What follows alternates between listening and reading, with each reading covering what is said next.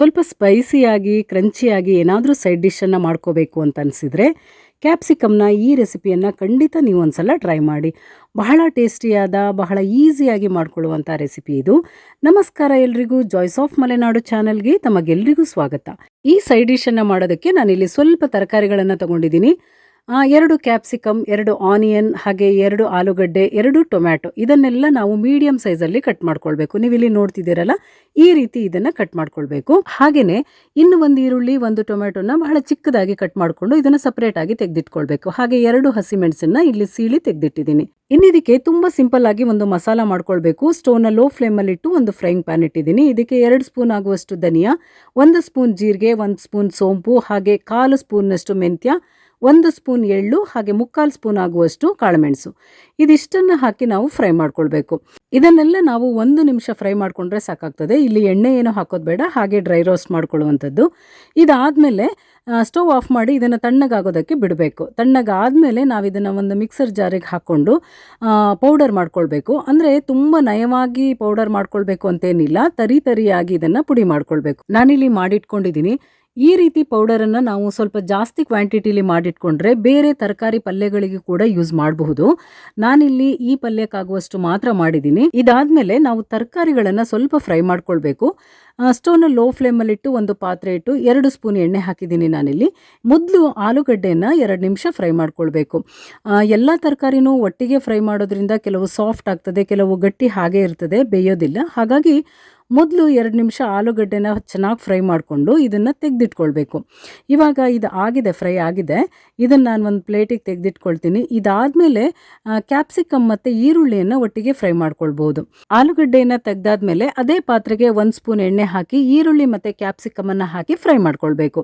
ಇದನ್ನು ಕೂಡ 2 ನಿಮಿಷ ಲೋ ಫ್ಲೇಮಲ್ಲೇ ಫ್ರೈ ಮಾಡಬೇಕು. ಈ ರೀತಿ ನಾವು ಎಣ್ಣೆಯಲ್ಲಿ ಫ್ರೈ ಮಾಡಿಕೊಂಡು ನಾವು ರೆಸಿಪಿಯನ್ನು ಮಾಡೋದ್ರಿಂದ ಕಲರ್ ಚೇಂಜ್ ಆಗೋದಿಲ್ಲ, ಜೊತೆಗೆ ಕ್ರಂಚಿಯಾಗಿ ಇರ್ತದೆ. ಹಾಗೆಯೇ ಇನ್ನೊಂದು ತುಂಬ ಇಂಪಾರ್ಟೆಂಟ್ ಅಂತ ಹೇಳಿದರೆ, ಈ ಸಮಯದಲ್ಲಿ ನಾವು ಉಪ್ಪನ್ನು ಸೇರಿಸಬಾರ್ದು. ಉಪ್ಪು ಹಾಕಿದ ತಕ್ಷಣ ತರಕಾರಿಗಳು ನೀರು ಬಿಟ್ಕೊಳ್ತದೆ.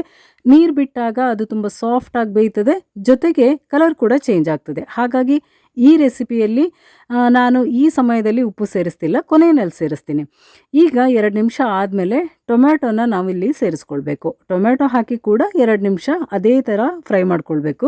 ಈಗ ತರಕಾರಿಗಳೆಲ್ಲ ಫ್ರೈ ಆಗಿದೆ. ಇದನ್ನು ತೆಗೆದು ಒಂದು ಪ್ಲೇಟಲ್ಲಿ ಇಟ್ಕೊಳ್ಳೋಣ.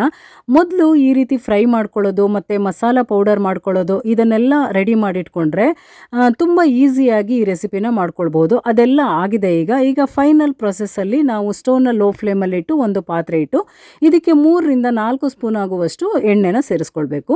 ಎಣ್ಣೆ ಬಿಸಿ ಆದಮೇಲೆ ಕಟ್ ಮಾಡಿರೋ ಹಸಿ ಮೆಣಸನ್ನು ಹಾಕಿ, ಜೊತೆಗೆ 1/2 ಸ್ಪೂನ್ನಷ್ಟು ಜೀರಿಗೆಯನ್ನು ಕೂಡ ಹಾಕ್ಕೋಬೇಕು. ಆಮೇಲೆ ಚಿಕ್ಕದಾಗಿ ಕಟ್ ಮಾಡಿರೋ ಈರುಳ್ಳಿಯನ್ನು ಹಾಕಿ ಸ್ವಲ್ಪ ಫ್ರೈ ಮಾಡ್ಕೊಳ್ಬೇಕು. 1 ನಿಮಿಷ ನಾವು ಈರುಳ್ಳಿನ ಫ್ರೈ ಮಾಡಿಕೊಂಡು ಇದಾದಮೇಲೆ ಇದಕ್ಕೆ ಚಿಕ್ಕದಾಗಿ ಕಟ್ ಮಾಡಿರೋ ಟೊಮ್ಯಾಟೊ ಇದೆಯಲ್ಲ, ಅದನ್ನು ಕೂಡ ಸೇರಿಸ್ಕೊಳ್ಬೇಕು. ಟೊಮ್ಯಾಟೊ ಬೇಗ ಸಾಫ್ಟ್ ಆಗಲಿ, ಹಾಗಾಗಿ ನಾನು 1/2 ಸ್ಪೂನ್ನಷ್ಟು ಉಪ್ಪನ್ನು ಇಲ್ಲಿ ಹಾಕ್ತಾ ಇದ್ದೀನಿ. ಉಪ್ಪು ಹಾಕಿದ ಮೇಲೆ 1 ಸ್ಪೂನ್ ಆಗುವಷ್ಟು ಶುಂಠಿ ಬೆಳ್ಳುಳ್ಳಿ ಪೇಸ್ಟನ್ನು ಕೂಡ ಇಲ್ಲಿ ಸೇರಿಸ್ಕೊಳ್ಬೇಕು. ಶುಂಠಿ ಬೆಳ್ಳುಳ್ಳಿಯನ್ನು ಚಿಕ್ಕದಾಗಿ ಕಟ್ ಮಾಡಿ ಕೂಡ ಸೇರಿಸ್ಕೊಳ್ಬೋದು.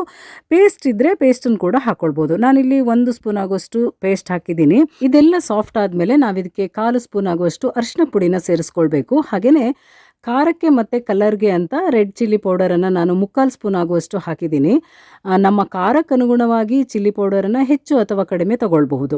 ಇಲ್ಲಿನ್ನು ಬೇರೆ ಮಸಾಲೆಗಳನ್ನು ಸೇರಿಸೋದು ಬೇಡ. ಅಂದರೆ ಸಪರೇಟಾಗಿ ಧನಿಯಾ, ಜೀರಾ ಅಥವಾ ಗರಂ ಮಸಾಲ ಪೌಡರ್ ಹಾಕಬೇಕು ಅಂತಿಲ್ಲ. ಯಾಕೆಂದರೆ ನಾವು ಇದಕ್ಕಂತಲೇ ಮಸಾಲ ಪೌಡರ್ ಮಾಡಿಟ್ಕೊಂಡಿದ್ದೀವಲ್ಲ, ಹಾಗಾಗಿ ಬೇರೇನೂ ಬೇಡ. ಈಗ ಇದನ್ನೆಲ್ಲ ಚೆನ್ನಾಗಿ ಮಿಕ್ಸ್ ಮಾಡಿ ನಾವು ಫ್ರೈ ಮಾಡಿರೋ ತರಕಾರಿಗಳನ್ನೆಲ್ಲ ಹಾಕ್ಕೊಳ್ಬೇಕು.